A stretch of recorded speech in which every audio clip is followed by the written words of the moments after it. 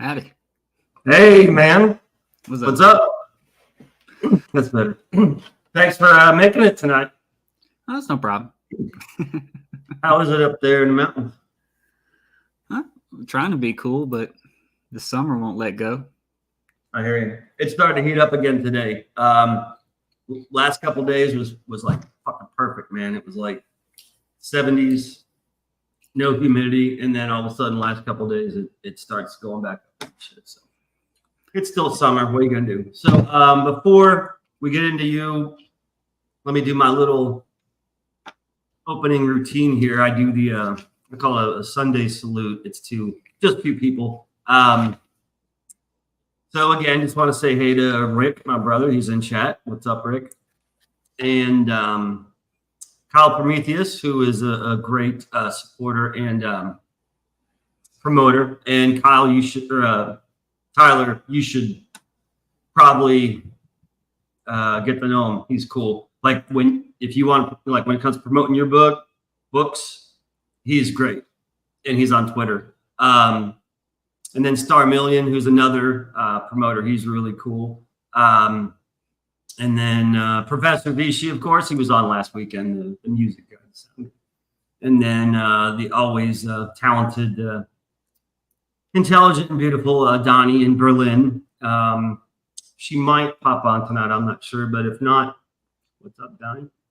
And then lastly, Terry Burton, who is, she's not really an artist or anything, but she's a sweetheart and a true patriot, and she's been supportive of my stuff. So that's about it for tonight. So Tyler Gworek is your real name, not Greg Johnson. Yeah. And you are a author and novelist, Yeah. correct? Yeah. So tell us about that. What does that mean? Well, I'm currently I'm an author. I'm currently working on a 10-book novel series. 10 books? Yeah, it's 10 books. It's called Onivids. Onivids, okay. It's technically it's historical fantasy. Cool. So you're gonna have the tropes that you would kind of expect from fantasy. There's gonna be castles, people in armor, sword fighting. Right. Giants, magic. Yeah, lots of magic, portals to other realms, dragons, giants, demons, that's cool, monsters. That's my kind of shit. Yeah, but because it's historical fantasy, all of that stuff takes place in a set historical time period. Which is feudal Japan. Cool. So feudal Japan basically is 1100 AD to 1600 AD. Now, in the story, some of it takes place a little before and some of it a little bit after, but the bulk of it's right there in the middle. Cool. Fantasy tends to be like European centric. Yeah. Like stone. It started that way. And we can thank, Professor J.R.R. Tolkien for that, because I believe, do you agree he probably was the ground zero for it? There was some stuff before him. He did have some influences. Right. I'm not versed enough in Tolkien to know what those were, but I have seen enough of like in-depth videos to say, oh, there were things before him. Yeah. But I think he catapulted it. He did. He made it common, like worldwide. In fact, I saw one, and everything's changing. You never know what's real anymore. But I thought I read something like a long time ago, like 20 years ago, where the second most read book next to the Bible is J.R.R. Tolkien's Lord of the Rings trilogy. And I could almost see that because, everyone knows about Tolkien and stuff, especially if you're into anything like us, whether it's art, writing, film, anything, games, even video games. It's like everyone knows who Tolkien was. So yeah. So anyways, continue. Well, I was just going to say, I was talking about where it tends to be Eurocentric for fantasy. Right. Well, because my story takes place in feudal Japan. Mm-hmm. When it talks about castles, it's talking about the wooden Japanese style castles. Cool. Instead of knights, you've got samurai. You don't have kings and dukes and princes. You've got an emperor and shogun, daimyo, things of that. So there's that, and then there's also like Japanese names. Right. That are probably kind of tricky for the average person to read sometimes, but you gotta be, it is what it is. And as the story takes place, it's about there's a group of creatures from Japanese mythology. They're called oni. And these oni, that's the main cast in the story. Okay. They're starting their own clan or their own family. It's called the Onivid clan. So they are all Onivids. So it's sort of like their last name. Right. And well, in Japanese, they say the family name first. So really? Yeah, it's kind of confusing. But cool. So like the main character, his name is Jalico. Okay. But his full name would be Onivid Jalico. Gotcha. Last name first. Yeah. Cool. But so in the story, it follows this group of Onivids who travel across Japan, and as they're doing so, they're crossing paths with other Oni, other Japanese mythological creatures called yokai, which is the big umbrella of all kinds of just anything that's a magical creature. It's called a yokai. Okay. So it's just all kinds of different things. Gotcha. Also, Japanese gods, though that's kind of a bad translation, but we would say gods, but they're called kami. Okay. And they're also crossing paths with actual historical people from Japanese history. So big names from Japanese history, they're interacting with them. Cool. And they're also causing or interacting with real events that took place in Japanese history. Okay. So that's cool. That's where the historical fiction, historical fantasy element comes in. Right. When you get into historical fiction, there's a couple of different ways you can go about it, like genre kind of things, I guess you would call it. But there's sort of like the trope, the way it's unfolding. For me, the one I go with is, I guess you would call it like the secret history or the hidden history. Okay. And so the idea is all of the details, well, the story, if you will, that historians have, what they've been able to pick up from historical scrolls and stuff, what they could teach you and I, it's wrong. It's all wrong. It's incomplete. There's missing pieces. Okay, gotcha. Because see, really, there was these fantastical elements and these fantastical people and creatures that were in history, but for some odd reason they were forgotten or excluded from the historical record. Cut out. So, and so what historians teach is it's incomplete, but if you get my books, then you get the full story. Gotcha.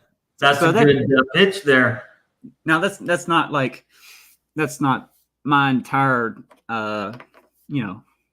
creation. There's other stories out there that would kind of follow along that line, but that's basically the idea. I really like Japanese history, and so and Japanese mythology. It's really fascinating to me, and so I'm trying to like mix those together.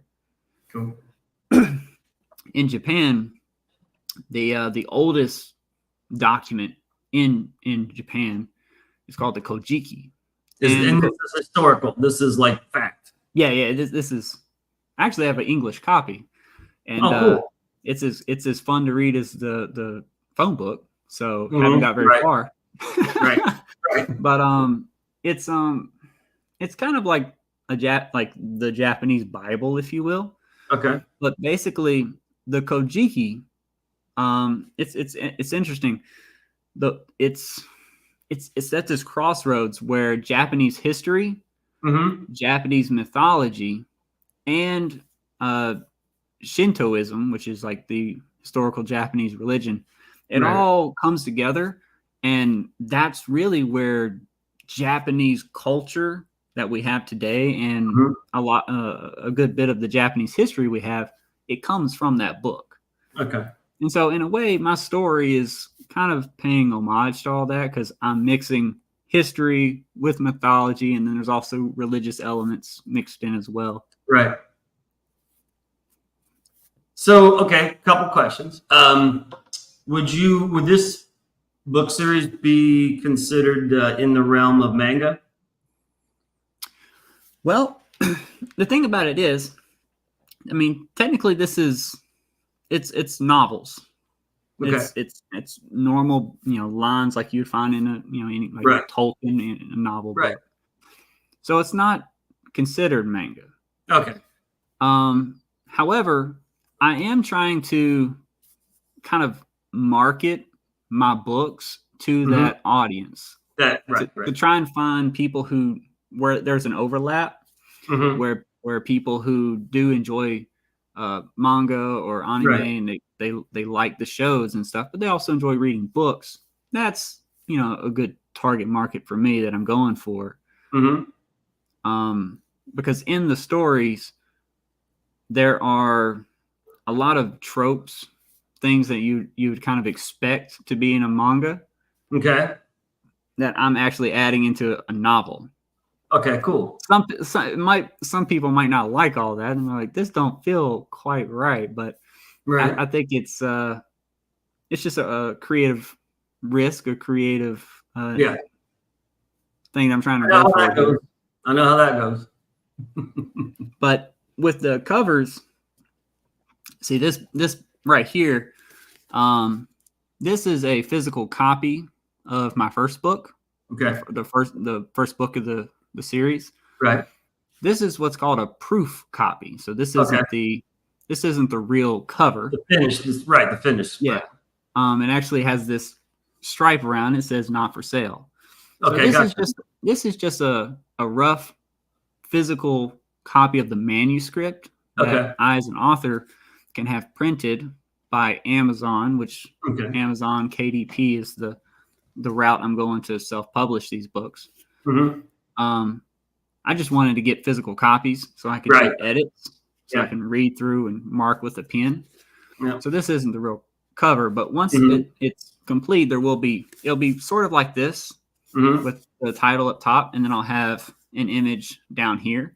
Right. I'm wanting to design the covers to very much mimic manga style. So Okay. if Cool. there was a bookshelf with all these different manga and my novel was there, Right. there would be a good chance that it would catch their eye and it would seem like it's in the right place. Gotcha. It's only when the person opens and starts looking through, like, oh, this is actually a book. A book. It's a novel. Yeah. That's cool. So, okay, we got a few questions here. Let's see. We have. Let's see here. Okay, Rick wants to. Okay, we kind of mentioned this. Who your audience is?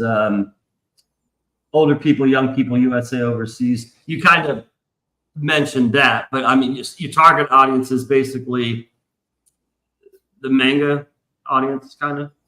I mean, not like specifically, Right? But they're in the spectrum of it, like fantasy. Yeah. Like audience would be probably like fantasy and manga.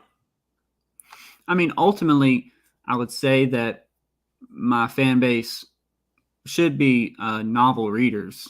Okay. If someone only reads manga, or if they're only watching anime, they're probably not going to pick up a book, let alone 10 of them, and read Right. through page, Right. chapter after chapter. So Right. I am trying to appeal to people who enjoy reading novels. The thing Okay. is, the people who do read the novels, it would help, and it would be easier for them if they're familiar with manga. Gotcha. Cool. So like once everything's done, I've heavily considered and probably will try to set up some type of table or booth at like a Comic-Con. Mm-hmm. Where there's going to be all types of anime nerd kind of culture. Right. And there will be people there who read books, but Yeah. I'm trying to lean into that. that kind of culture. My stuff isn't comics, Right. but because it's Japanese and all that, like that style, it could. It's like another medium or extension of manga, right? It's kind of like you have the manga arena, and then what everyone knows about is the manga comics, basically. But this is the novel version of it. Well, see, here's the thing. I'm marketing this or describing it as a novel series. Okay. But I'm kind of confused about it. I don't know if that's actually the accurate way to describe it, because of the 10 books, only 7 of them qualify as a novel. 3 of them are not long enough to be counted as novels. There's a minimum. It has to be over 60,000 words to be considered a novel. Novel, okay. And so some of these are very thin. For example, I'll show you. I was going to say, that was my next question, is what's the page count on these? They're all over the place. There's no consistent length. So this is the thickest book. This is the thickest book in this series. Right. And this is the thinnest. Wow. Very different. Do you know, so what are the page counts on those? Like, what's the big one, pages? How many? This one, let's see. This one is at 316. Wow. pages. Okay. So it's not very long. It's very I would say standard in terms of novel, just pages. Yeah. Word count, I know this is around 109,000 words. Okay. That's the most I have in this series. And then this one, the word count for it is only, I think, like 33,000 words. Wow. And so how many pages is that one? I don't even have that numbered in this because it's just a rough thing. Yeah. But yeah, so if your book is 60,000 words or more, it counts as a novel. Okay. If it's between 25,000 and 40,000, then it's called a novella. Yeah, right. Okay, so, but here's the confusing, tricky part. Right. Is if you think about what I just said. Right. 60,000 and above is a novel. 25,000 to 40 is a novella. But wait, what about that gap between 40 and 60? Right. There's like this gray area where it's like some are qualified as novels. Weird. Yeah. So, but when you get over to Japan, I feel like that's where you'll find that a possible mid ground, because in Japan there are these things called light novels, and light novels are like books. They're like novellas. They read just like a book. Right. However, as you flip through these light novels, you find lots of illustrations. And these illustrations are drawn exactly like manga. They even have like manga style covers. Gotcha. And there's quite a few anime that are being made inspired by light novels. Okay. So there's a bulk of the anime is inspired by manga, but now these light novels, because they're growing in popularity, it's sort of like, I mean, there's certainly a lot of adults that read manga, right? But it seems kind of like there's this evolving, maturing thing where people are like, I'm kind of tired of just reading speech bubbles, right? And then they kind of like graduate to light novels. Right. And it's this stepping stone from manga. And then if they want to go even further, they can go from light novel to actual novel. And that tends to get rid of the images. So you don't have the illustrations. Right. Typically novels don't have illustrations. Right. Just the cover. Yeah. But in my books, which are mostly novels, there are illustrations. Very cool. Cool. So yeah. You do find artwork throughout all these books. I love that. I'm being an artist. I love that. When I was 15 years ago, before I went the graphic novel route, I was doing exactly what you're doing, dude. I was doing a novel with an illustration every 20 pages, like one black and white illustration inside. You know what I mean? Yeah. Because I was like, well, just like I'm a fucking rule breaker. I swear to God. I hate, like, who the fuck said novels can't have pictures in them? Yeah. So the cops are going to come and bust our door down, arrest us because that's my logic. Is I'm like, who fucking cares? You know, bend the system, break the rules. Who fucking cares? You know, it's not going to kill anybody. You know what I mean? So putting, you know, illustrations every 10, 20 pages in a novel, I think it's cool as shit, because I mean, there are times where, I mean, again, to me, one of the most, I don't know, factual quotes, being an artist and having been a writer, like, during, is a picture's worth 1,000 words. You get it, because you can describe a room with 1,000 words. Like, imagine one of your ancient, you know, Japanese rooms with armor and weapons and fucking urns and whatever the fuck's in there. Okay, carpets in the walls and the ceiling, or okay, describe that with just words. Or you do one fucking picture of that room, floor to ceiling. Done. You know what I mean? That's my logic. Now, I'm not saying you have to drown a novel, but every so often to have a, you know, an illustration in a novel, I think is very cool, like very smart. And I can imagine, you know, true novelists, you know, the educated ones, they're probably like, oh, that's not a novel. I was like, hey, shut the fuck up. You know what I mean? It's like, who cares? So what you're doing is cool. I love that you have illustrations in your books, you know, because it makes it just a little different than a classical, traditional novel, you know. Good job. When it comes to novels, there's lots of like, not just like tropes, but like red flags. They're okay. Like the don'ts that you're not supposed to do. Well, like what? Because I'm not a novelist. I don't know shit about novels. Well, one thing I was going to mention is, I guess it's kind of a twofer here, but one of them is you're not supposed to start your book off with somebody waking up. Really? Yeah, so you don't start your book with, you know, page one, but like, he woke up and it's this new day, and it's like boring. That's funny. But then a bad novelist will tend to follow that taboo with the second one, which is they get up and then they look in the mirror. And when they look in the mirror, this person then, in like narration monologue, describes their own appearance. Gotcha. No person does that. No one looks in the mirror. Like I don't get up and go, you know, right. I'm looking at my hair. I'm like, wow, I've got brown hair down to my eyebrows. My eyes are also brown. And around my mouth, there was facial hair and thicker. Like no one does that. But then in books, they'll do it. And it's just unnatural. It's like if every time I spoke to you, I said, you know, Kurt, blah, blah, blah, blah, blah. And you're like, yes, Tyler, blah, blah, blah, blah, blah. Right. You know, that's unnatural. Well, anyway, I bring this up because you were talking about, instead of describing all this stuff, just show in one image. Right.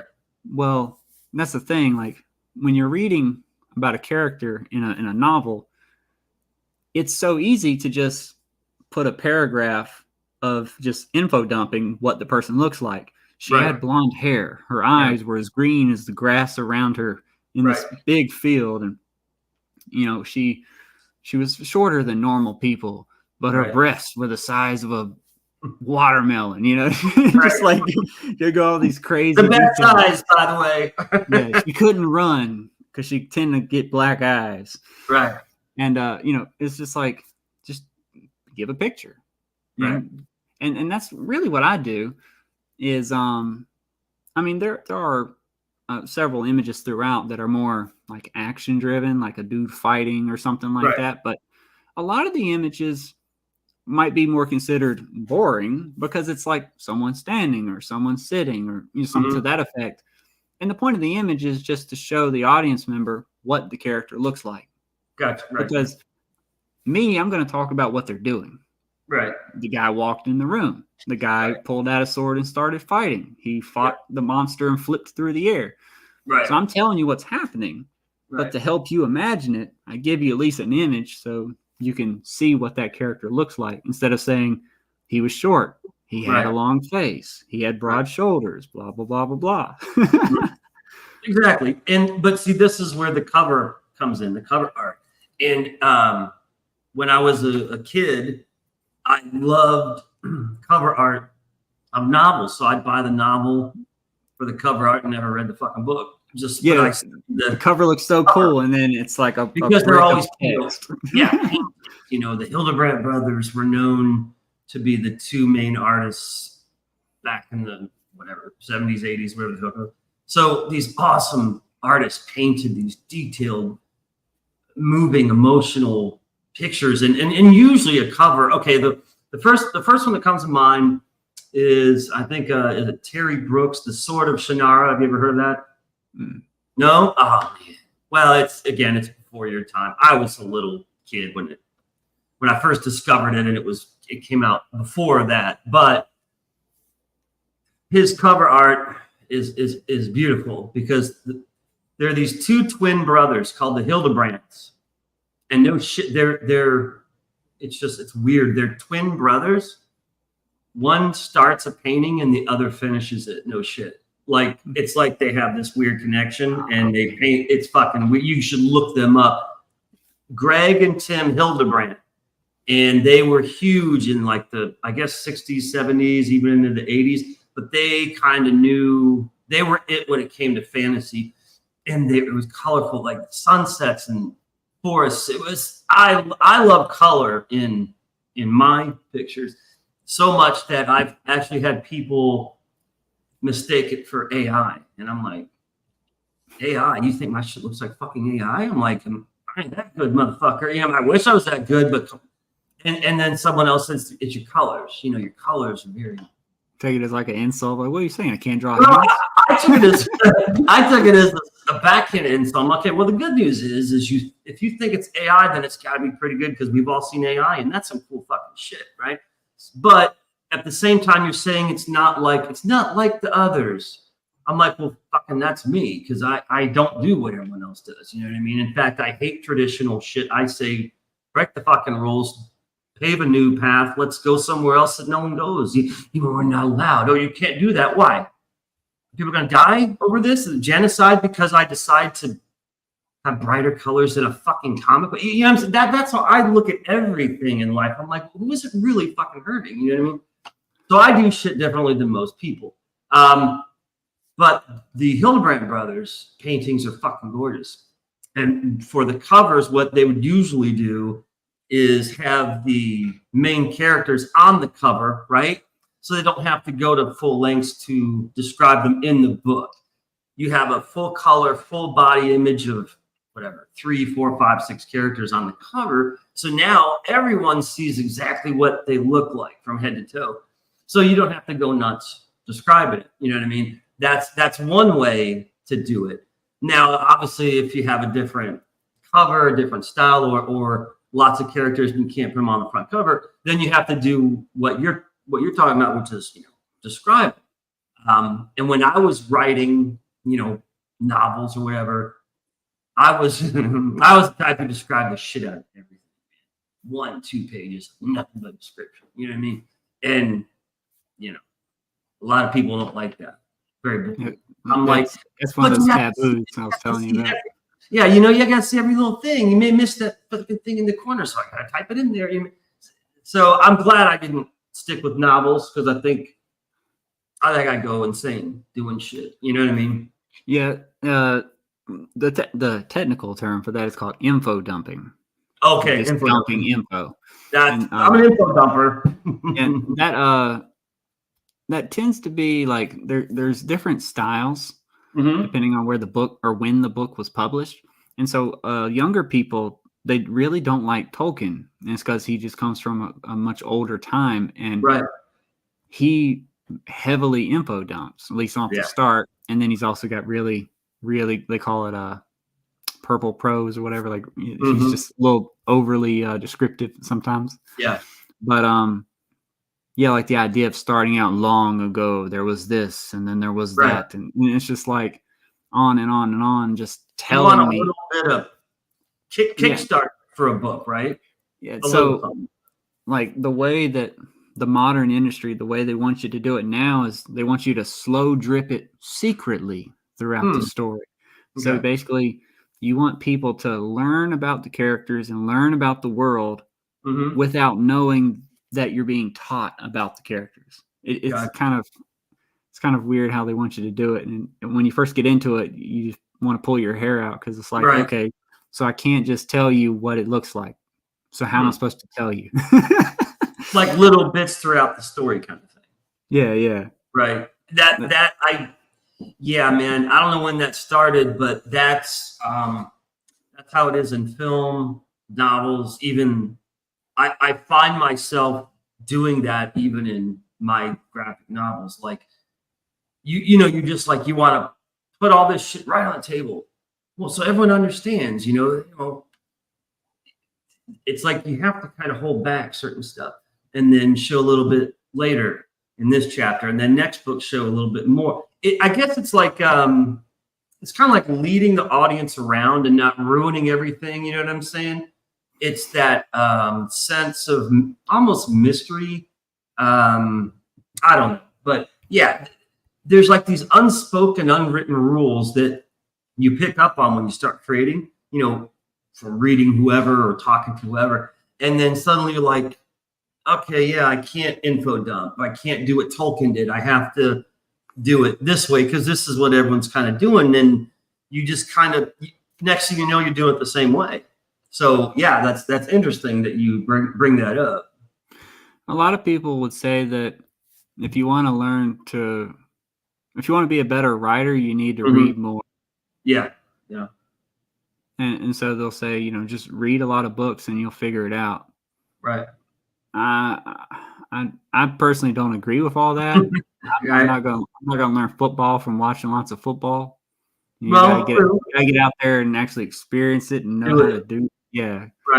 Right. So, but then some other people like Stephen King, who am I to say my advice is better than Stephen King's, but he encourages people to write every single day. My opinion is that's going to burn you out. If I do anything every single day, that quality is going to go down. Right. I got to be in the mood to really write. Right. So some people would prefer you write, 2 paragraphs a day. I'm like, what does that achieve? That just means more shit to edit. Yeah. I'd rather go a week, 2 weeks, and then have all these ideas building up, and then finally it's a Saturday and I'm like, yep, I'm writing like 12 13 pages today. Yeah. See, that's how it is with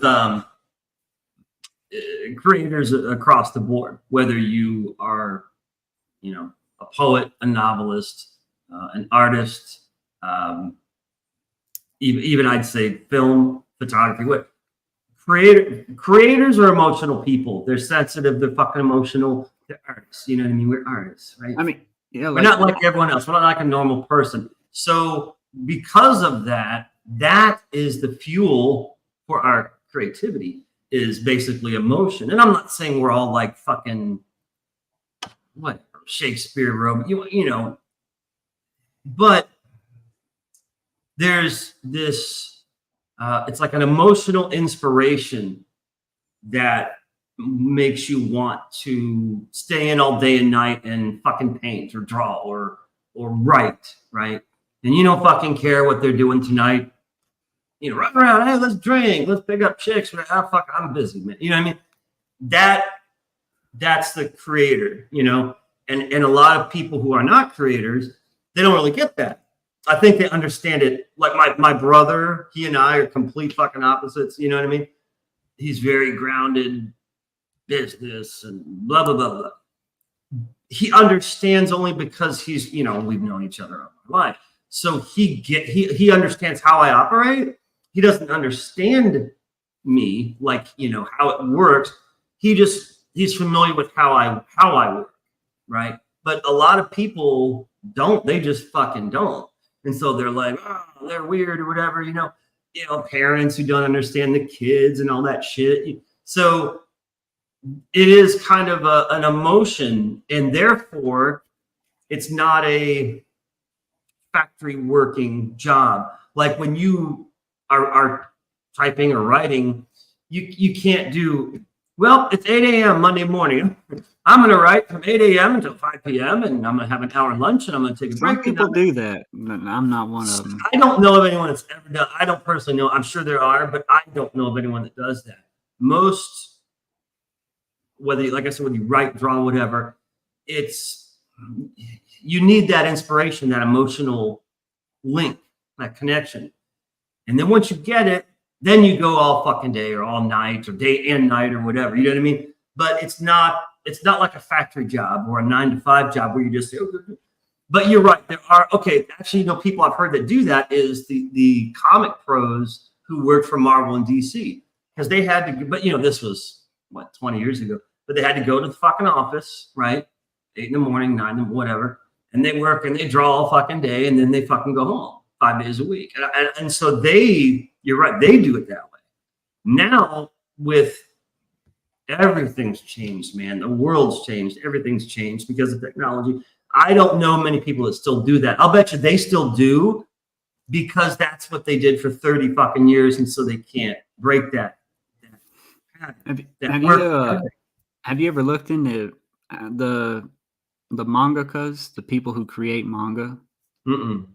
Man, that it's basically a well-known kind of thing, at least on the internet. Yeah, those people are slaves. I've kind of heard that.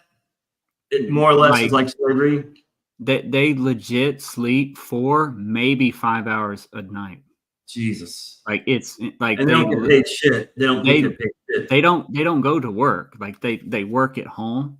Yeah. So they've got like a office room in their house. Right. And they wake up and then they just start drawing. And they are drawing and drawing and drawing those comic panels, but they're manga.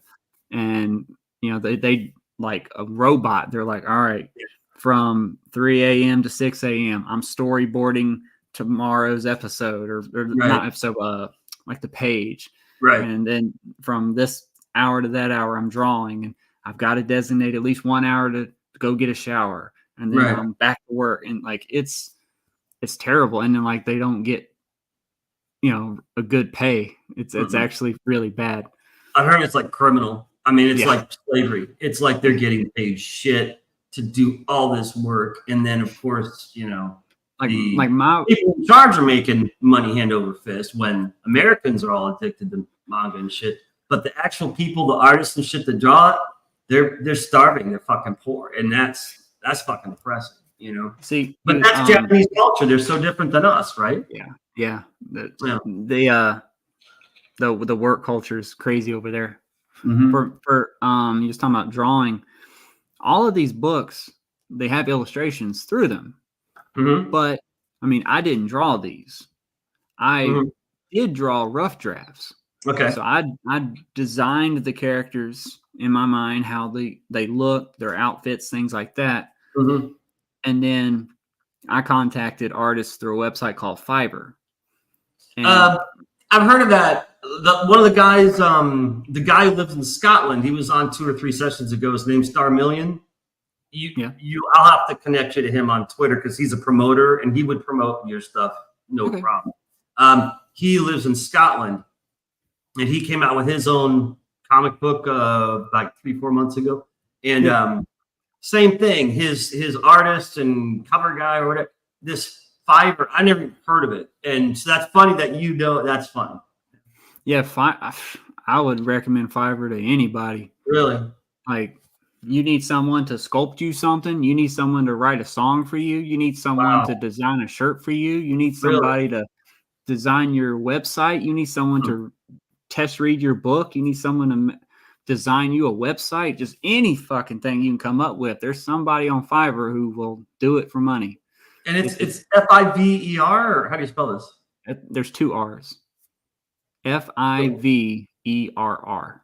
Fiverr, huh? Yeah, I'll have to check it out. But that's where I went, and so I drew out all these characters that I wanted, and I figured out the poses and designs that I wanted. Like, okay, I want the camera to be like looking up at him, he's like looking down, all menacing or whatever. Right. And then I would send a picture of my drawing to this particular person and the description of what I want, and then he would turn it around in like 5 days, 6 days, and boom. That's cool. So all of these images, I've got like rough drafts in the other room. They're like my crappy drawings, but then I can compare it to his good ones. And he was talking about the bad pay for manga artists, and I see some of that overlap in the like comic world. Like there's this not so much like overlap, but like just the topic in general. Like the big Marvel artists, I think they get paid about like, I think it's $75 per page. Something like that. Yeah. Well, for me in my books, my artist, I was paying him mostly about $90 per image. Okay. So all these images. So I try to take care of him. You know, he's I gave him steady work. I gave him steady work for 2 years. Wow. Damn, dude. Every week. Yeah, every week it was a new image. I'd be like, "Here you go, man. This is the new one." And then a week later, he'd give it back, and I'd be like, "It looks great. There's the next one." Or there's an issue here. He's supposed to be like this. Can you fix it? Sure. And then a day or two later, he'd come back. I'd be like, "Great. Here's the next one." And so every week, for 2 years, he was just getting steady money. So I help him out.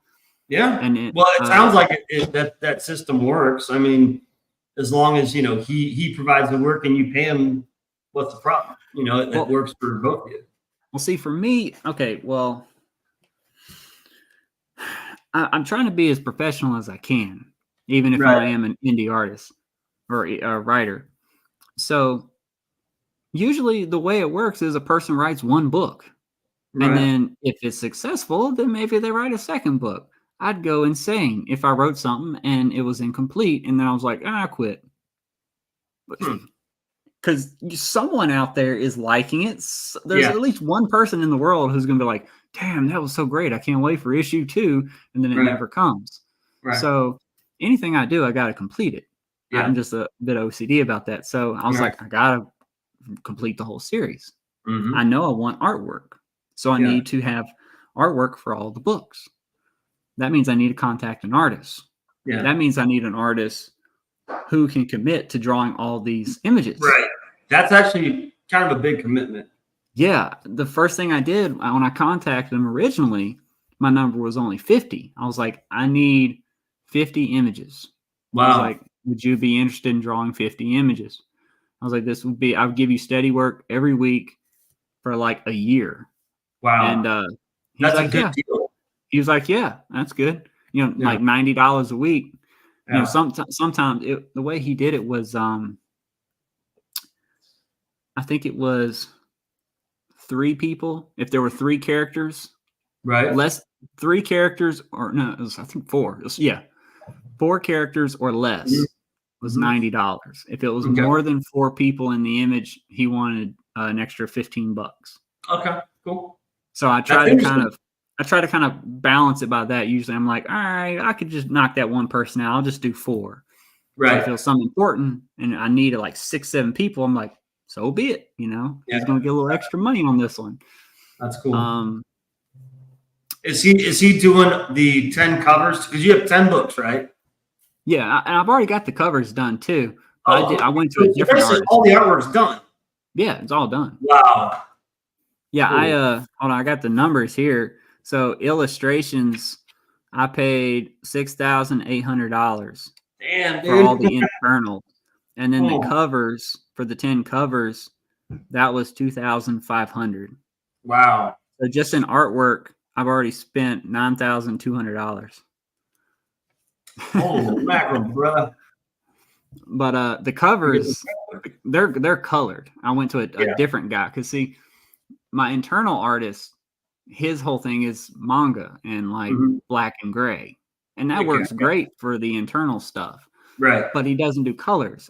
So when I need a cover, I need someone who's an expert at colors to really make that top to take it to the next level. So I went to a totally different person. The internal artist, both of which came from Fiverr, because they're all around the world. Huh. My internal artist is from Indonesia. Wow. And the sorry. The internal artist, the illustrations is India. Okay. The covers was Indonesia. Got it. Kind of confusing. Wow. But yeah, and you know, sometimes that's a benefit because you know the difference in value of money, you can get really good work for fairly cheap. Yeah. And it's like $90 for me. It's like, oh, this is $90. Right. But in some of these other countries, it's like, dude, I just got paid like $500, like the equivalent, you know, like Isn't to that us. crazy? It's like really great money. So I don't know how far that was going for him, but I imagine it helped him out. My internal illustrations, that guy was in, I think, college. So like he was constantly going, he was like, I have what was it? Break, basically. Like he was like, I'm going on vacation or I can't remember what it's called, but semester's over, got to do exams and shit. Right. So he's probably like 19 or 20. I don't know. Wow. So that he was loving it. That was like great money for him. Yeah. It was just, and then you know he got other like one-off customers. So he'd be drawing my stuff, but he would also have 3 or 4 other customers show up. So he's got to rotate all these different customers. Wow. But I was the That's steady amazing. man. I've never, like I said, I'm gonna have to look into this. I do everything myself, you know what I mean? But I'm itching to, I want to get someone else to do a cover, you know, a variant cover. I just want a different style than mine, you know? And the thing is I don't know shit for artists anywhere, you know, it's like just me, you know? So, and I'm paranoid, unfortunately. I've seen too many instances where people fuck each other over, you know, either side, whether it's the artist doesn't get paid or the, you know, the artist doesn't do the job. And I'm just like, man, I want to do that shit. You know what I mean? So maybe this Fiverr is something for me to check out, because I would start with like one drawing and hope the fuck they do it and I pay and everything's cool. You know what I mean? And if it works, we'll try it again. But yeah, I'll check this out because I don't. It's like on Twitter, you know, I don't know. Plus, everyone's so busy with their own shit, you know. With me, I originally, before I even started the illustrations, I did kind of like a trial thing. I had a single image that I had drawn, and I gave it to 3 different artists on Fiverr, and I was like, hey, I want you to draw this in your style of art, you know, make it look cool. And that's pretty much it. Just like, you know, giving them a test run. Okay. So I have this one image with 3 versions of that image. That's cool. And did you pay them for that? You paid them each for that? Yeah. No? It was a legitimate project, paid for those 3 people. And I was testing. I liked their styles, and I wanted to see how the interaction with each person went. So like one guy, I was like, draw this, and he said, okay. And then like the next guy, I was like, I want you to draw, and he's like, okay, would you like it this way? I'm like, yeah. I'm like, what about this? Does this work? I'm like, yeah, that's great. And he was like much more interactive. Yeah. And then another guy, he was like, I'm gonna change it to make it look like this. And I'm like, okay, have at it. Yeah. And then, you know, just like I'm testing not just their drawing skills, but their personalities. Exactly. Like one person was just like they didn't give a shit. They was just like, all right, I'll draw it. And then I could say I'm also an artist. Like, even I'm not a good artist, I do have the artist eye. So I was looking over the image. I'm like, mistake. Gotcha. Like, he's outside the line. This is a copy paste. This is, you know, I'm finding all the issues. And then like the different changes, and I'm thinking like, all right, I don't know about this one. And that's how I ended up with the artist that I did. Once I got it to where I liked, I'm like, hey, here's the deal. I picked out a couple of artists. I like you. Would you be willing to do 50 images for me? It'd be steady work. And see, here's the thing. I was talking about, I didn't want to just make one book and quit. I needed all these images. The main reason I wrote them all, like I haven't even published the first, yet I've got all 10 done. Like I'm editing through them. Why in the world would I do that? Well, I needed the illustrations. Okay. So that means in, book 7, book 10, whatever, when there's a fight going on, I need to know who the hell's fighting. I need to know what's going on, And so I needed to write the story so that I knew which parts needed to be drawn and how they needed to be drawn. Right. So if, like, for instance, if you had a character who had, let's say, demon wings, and then they got cut off in the story, well, then I need the drawing for him to not have his wings anymore. See what I'm saying? Right. So I needed the story before I did the art. Okay. And I didn't want to just get the artwork for book 1 and then publish it, see where it went, a year or 2 pass or something, and then I finally write book 2, and then what? I have to try to track down the same artist? Yeah. Right. Every 2 or 3 years? Like we doing this for 15, 20 years? There's more than likely he's moved on with his life. Yeah. So I needed a guy who liked to draw and who could buckle down right now in this tiny time period. Right. So I could get all the art so that it's all cohesive. It doesn't, it's not like 3 books in, the art completely changes. Right. That would have been a nightmare. Yeah. So I needed it to be consistent, and it is. And I'm very, very happy with what I've got going on so far. That's cool. It's almost like that was a hell of a gamble. A great plan, though. Because you just kind of fucking threw it all to the wind and said, well, I need it all, Yeah. Years worth of work and all this shit. And that's like a commitment. You're basically saying, yeah, I'm writing 10 books and I need artwork for 10 books and covers for 10 books and let's fucking do it right now. That's that's cool. Like I would probably do that. Like I would be like, well, I mean, it's kind of like how I am. Okay, let's do the first book. Okay, well, that's cool. Let's try the second book. You know what I mean? I know what's after this, but I haven't started. But what I'm doing is different than you. We actually are. It is different. It's like you're football, I'm soccer. You know what I mean? It's kind of like, yeah, there's sports and this, but they are different. You're going to make you're going to make your European friends angry with that comment. Well, football and soccer being different. You're right. If Kyle was here, he'd probably be shifting in his seat or something. It's all fun. It's dope. But you know what I'm saying? It's the way novels are different than comics and graphic novels.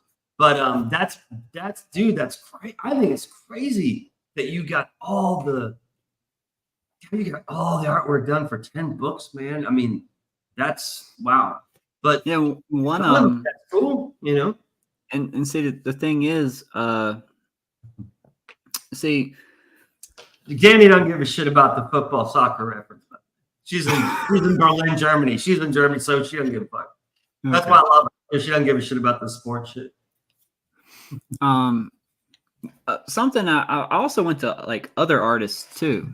Yeah. So I went to one artist for the bulk of the illustrations, another artist for the covers.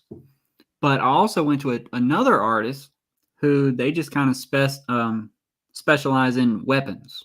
Their whole thing is drawing weapons. Right. And the reason is I was called a beta reader. Okay. And it's just someone who just reads over it and gives their opinions. It's just a basic person, just a regular reader. And this was just a woman, and she read through the first book. And when I was questioning her about, what do you think of this? What do you think of that? One of the things she pointed out was she was like, I wish there was some type of map image that could explain what these weapons are. Okay. And like instantly I understood what her problem was. Yeah. It was because she's reading through it and it's like he picked up the wakizashi and swung at him. but the other man dodged and jabbed with his yachty. And it's like, what the hell are these things? Yeah. You're not some Japanese. You're not some Japanese weeaboo nerd. Like, you don't know what this shit is. And so I was like, gotcha. So I went to another artist who draws weapons, and I drew out the weapons and labeled them. I'm like, I want you to draw this. And I was like, I need these things. And he was like, I was like, I need 10. I think it was 10. I was like, I need 10 weapons. And you charged like $10 a weapon. So what, that's like $100? And he was like, yeah, that works for me. It works for you. I'm like, cool. So I got a whole diagram of the different weapons, and that'll be in some of the books when it's more oriented towards humans. Right. Because they're using those weapons. And then another thing was I went to an artist who does maps. Maps. Fantasy maps.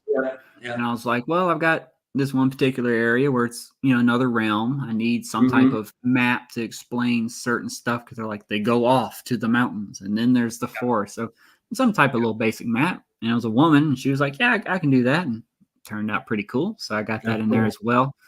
That's so Fiverr is almost like, it's like eBay for skills. Oh. And you can go on eBay and you can buy a table. You can buy a Matchbox or a Hot Wheels toy car. You can buy spoons, or any random object you want. Fiverr's like that for skills.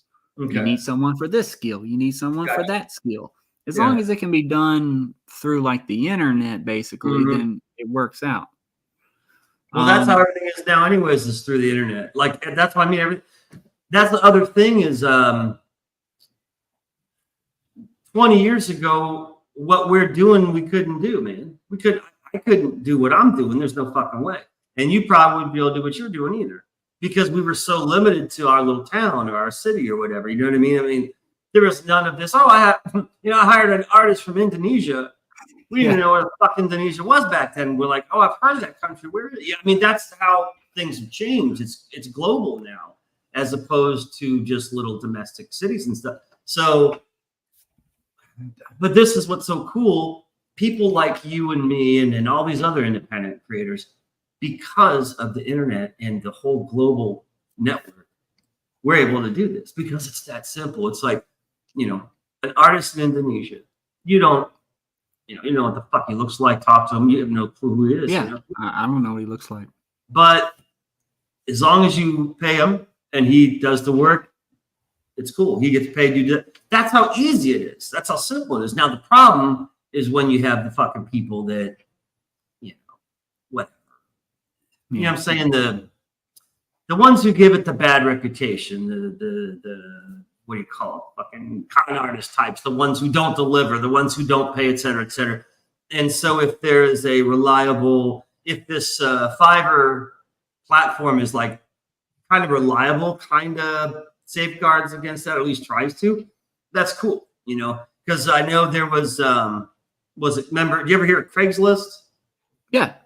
Craigslist, they really they fucked up their reputation because they started like, I heard like pedo crap and prostitution shit. It just really got fucking weird because I don't think they really monitored it, where eBay does. And if this Fiverr does too, cool. Well, then that's how it works. So yeah, I'll check it out. Definitely. It sounds great. And it sounds like it gave you everything you need. And so, okay, so you have the 10 books finished, all the artwork's finished. You have the test copies printed. When are you going to have the final product? And when is it for sale on Amazon? Once it's all done, it will be on Amazon. That's the plan. So you're going to go straight to Amazon. Yeah. And, that's one of those perks of the internet. Like, used to be gatekeepers. You had to go through a big publishing house, or you would go to what's called a, what do they call them? Oh, well, I can't remember what they're called. The I can't remember what they're called, but they're a type of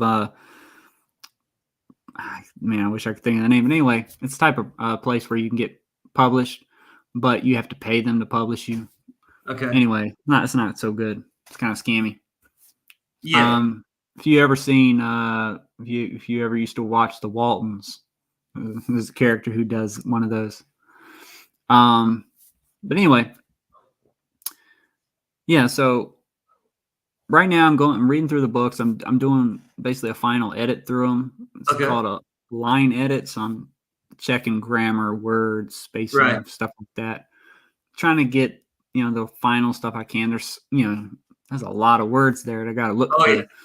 And even, I can do this 10 more times and there'll still be something that slips through the cracks, unfortunately. But once I get through all this, the plan is to try and release next year. I'm trying to start releasing the books probably around June or July. So next summer.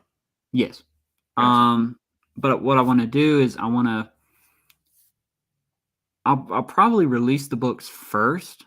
Release the first book. Right. And after that, I want to release a promotional trailer. I'm gonna probably film it. I haven't decided when I'm gonna film it. Mm-hmm. It might be during this coming winter. Okay. But once I need to get that out because I'm gonna try and get an advertisement campaign probably on YouTube or X to try and help promote it and get it out there. Yeah. Well, I can help with that. Like I said, like I said, I'll obviously buy your first book when it's on Amazon, when it's ready. And I will personally promote you myself. Like I've kind of been doing, like with this thing here, this little show. And Kyle Prometheus is awesome promoter. Star Million is an awesome promoter. So there's like Danny's not on X a whole lot. She's kind of hit and miss, but when she is on, she can do promoting stuff, and so maybe her too. So between myself, I could probably help with like 3 or 4 other people to promote your stuff. So right there, you got maybe 4 or 5 people to promote, which is something. And then if you know other people or get whatever, or you get them all together with something, you got 15, 20 fucking people promoting your book. Okay, now you're cool. Now it'll get in there, and now it's in the system, and other people see it, blah blah blah blah. So anyway, so next summer you're thinking of the first book on Amazon, so it'll have the color cover and everything. It'll all be good. And then this coming winter, you're thinking of doing a promo trailer for that. I plan on filming it. See, here's the thing with this cover. You see this strap thing on it says not for sale. That's on all the books. Right. That's an Amazon thing. They put that on the proof copy. Unfortunately, that's the way it is. And I say that because let's say I had it finished, like the cover. So I got the cover perfect. Right. Okay, well, if I want to advertise it, I need to be able to hold the object that I'm trying to sell. I'm marketing this object, so I need to have it on camera. Right. But that's what it's going to look like on camera with this ugly strap. Yeah. The only way you can get that off is by hitting the official public publish button. Okay. So once you hit publish, then it goes live and anybody and everybody can buy it off the internet. Gotcha. So what that means is I have to finish the book and publish it. Mm-hmm. And then once people can start buying it, I can then get the product and use it in my ads. For the ad. Right. Okay. That's cool. So it fucks over the creators because I can't advertise before the release. Gotcha. See, if this wasn't on there, then I could get the perfect book, do the ads, get the trailer, have it all nice, and then show it for like a week or 2 before the official release. You're right. So my choice is either release without advertisement and then advertise after the fact. Right. Or I advertise leading up, but I can't show the product that I'm actually advertising. It's just like, I'm writing a book. Trust me. Right. And that is one of the big differences between comics and novels, which is why again, just for me, I'm glad I didn't do the novel route because that would fucking drive me nuts. It's annoying. With like, again, I'll just take my campaign I'm doing right now. They, the community, the big guys say you should have your cover done before you launch a campaign. Okay, so my cover, the ink was done, but not the coloring. And then when the color's done, I updated. Hey, the cover. Okay, so I have the cover done, but yeah, the book's not done. I'm 30 pages done out of 48, so I got 18 pages left to fucking draw and letter and all this shit. You know what I mean? But I've got the cover and all these interior pages that I can advertise on the site, on trailers and all that stuff, where you can't do shit because you have pages of text, whatever, 300, 400, 500 words on a page. You can't advertise that. No one's going to fucking read it. We're going to slap it on the trailer screen and wait for everyone to read. I mean, it just, novels are different. The only way you can basically, like you said, successfully promote, advertise your book is if it's finished with the actual cover, not the one with the fucking stripe across it. The finished cover. Hey, here's my finished book. See, you know what I mean? It's 600 pages or whatever the fuck it is, 1,000 pages. So yeah, that's the difference. Is you have to have your shit done 100%. Where people in my area of business, dude, there's fucking people that start a campaign. I mean, they don't even have all the pencils done yet. And these are the campaigns that take 2, 3, 4 years to do. And I mean, I personally don't like it that much. I'm like, man, try to stick to a year-ish. But hey, it works for them. There's a campaign I back. It's going on 3 fucking years and they're still going on. So I'm like, okay, well, whatever. Take your time, guys. You know what I mean? Yeah, but that's something I'm dealing with right now as well. Yeah. I just contacted a creator the other day. I was going to kind of roast him on this thing, but they hate that, by the way. They hate that. Don't ever roast them. Well, there was a bit of a misunderstanding because I got an email back in June and it said shipping now. Right. Where is it? Right. So I emailed him like, I still ain't got my thing. And they're like, oh, well, I'll send it again. My bad. And I was like, oh, okay, cool. But with that particular thing, let's say I wrote it down. It was, I backed that project on April 9th of 2023. Ooh. And the delivery date was supposed to be October of 2023. So just a couple of months. Like, all right, this is going to come out in like 3 or 4 months, whatever that is.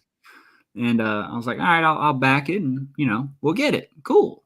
Right. And then those months passed. It was October. And I was like, should be showing up sometime. And then November. And then December.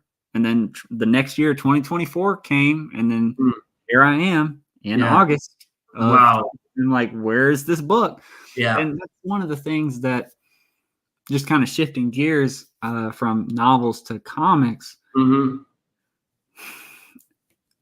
I have I'm not going to speak too honest, but I do have a lot of negative things about comics in general. Oh, you and others, and me too. I just fucking I don't talk about it. But yeah, dude. But like, I'm not going to shit on nobody, but right. This is more just a critique of the entire industry. Like looking at this one particular person as an example. Okay. Presumably it took a year to storyboard and then to draw. And then now what? I've waited a year to get the product. So that means from the initial concept idea to the point of the consumer getting this product, what, 2 years have passed? Right. This is issue number 1.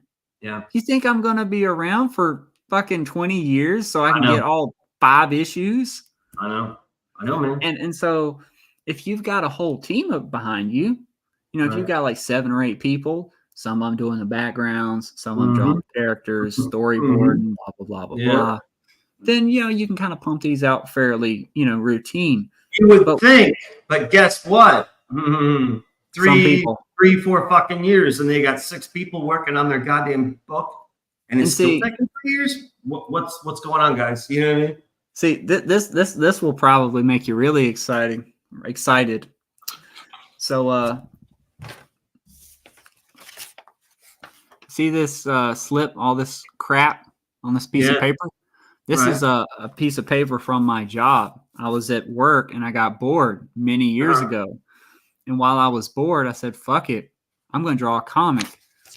And this is the inspiration for my novels. Okay, cool.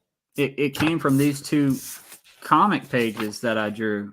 Okay, cool. Of this Oni, right, drawing a sword, cutting a guy's head off. Yeah, cool.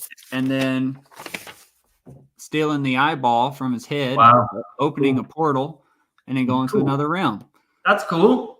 Cool, man. So this is the origin of my story, because in the beginning I was considering joining the Comicsgate thing and doing comics. This was going to be a comic. And I actually wrote out the panels, like storyboarding, like, all right, issue number 1 will be this stuff. And then issue number 2 will be this, panel 1, panel 2. And I mapped it all out. And the problem was, in this one book, book number 1, chapter 1 was going to be issue number 1 of the comic. Gotcha. There's like 20 chapters in this one book. Yeah. So that would have been 20 comics at least. Yeah. In 20 comics for one book. Yeah. And then I got 9 other books over here. Right. So it's like, realistically, there's no way that I could have, this story that I wanted to tell, I couldn't have told in comics. You're right. Yeah. The only way I could get all of this information out was like this. And writing it out. Yeah. Well, then then you took the right route for you with your novel. Yeah. And the whole comic, the independent Comicsgate universe, whatever. Iron Age, is that what they call it? It's a fucking nightmare. That's why I don't have many friends and connections, because I'm like, I've been watching for like 3 years. I don't know exactly, 3-ish years, just watching many different creators' channels, watching all these different people on Twitter, not saying a fucking word, not entering the arguments and bullshit, or just fucking taking notes. Who the fuck is who? This dude, it's a fucking nightmare. And I got to the point where I'm like, I want to be on my own. I'm going to be a fucking rogue, loner, whatever the fuck you want to call it. But it's like, I can't deal with this clique, tribal group shit, because that's it. That's what it fucking all is. It's like, you have mainstream comics, which is Marvel, DC, and then all the other smaller ones, Image and Dark Horse, blah, blah, blah, blah. Okay. You know, they're the shit, man. You know, it sucks. I hate that shit. I don't buy that shit. But they're the big dogs. They're the big chunk of the pie, right? Then you have independents, okay? But in the independents, it's fractured into like 20 fucking different groups, because you still have independents who love the mainstream shit. You know, the woke stuff and all that kind of shit. You know what I'm talking about. I know you're not. Do you consider your work comics? I mean, I feel like it's at least on the outskirts of comics. Dude, I don't know what the fuck my work is. That's why I call it graphic novels. I would say just graphic novel. I say graphic novel. That's not technically right, because years ago I looked up, what's the definition of a graphic novel?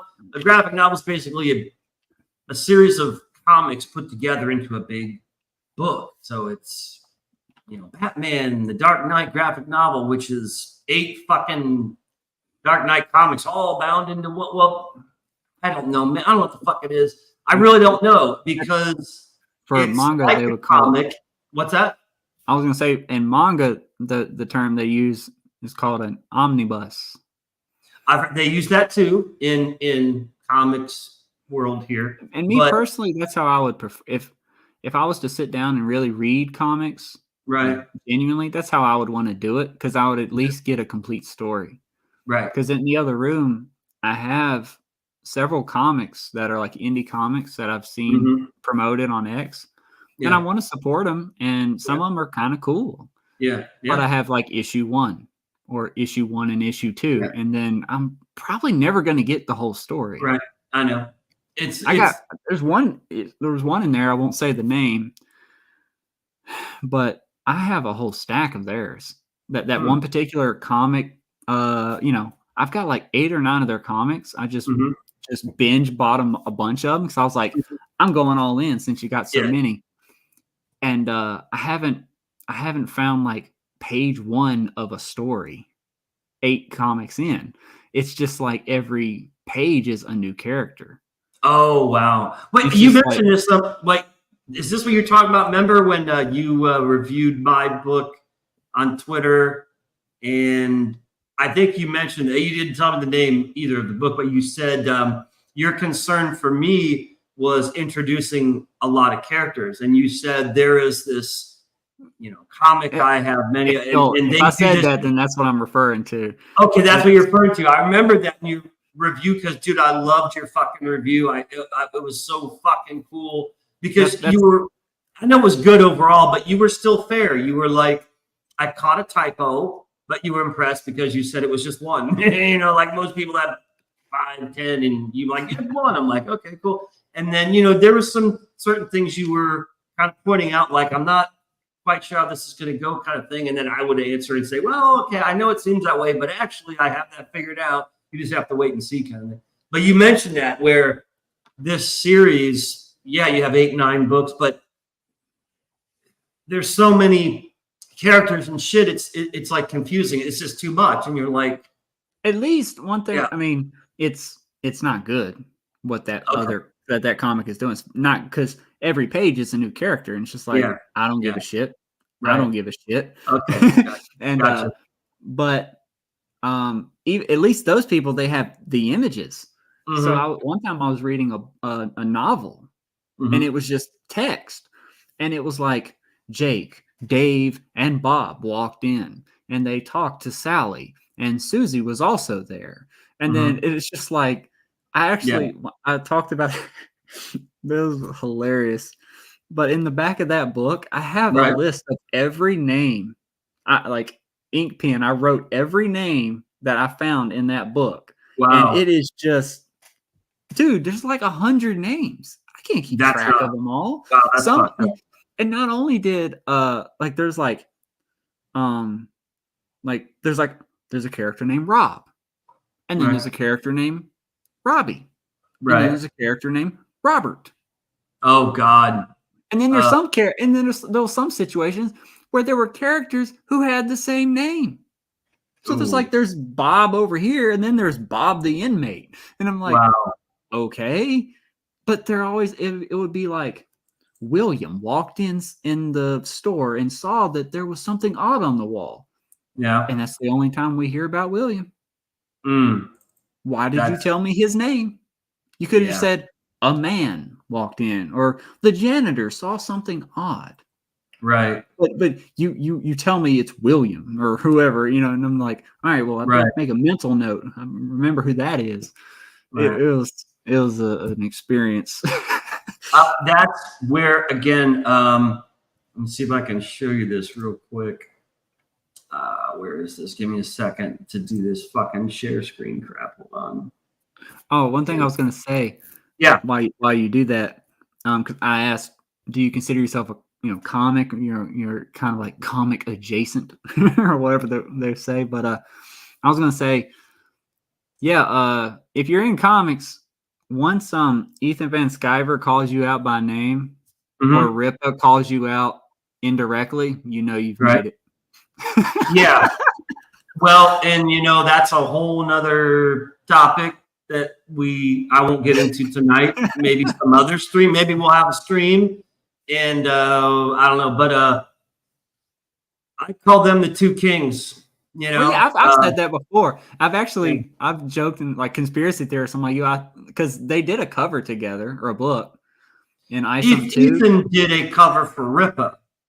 Ripa's not an artist. Ripa doesn't even write. But I'm saying for ISOM number 2, Yeah. Ethan Van Sciver did the B cover. I have it. Yeah.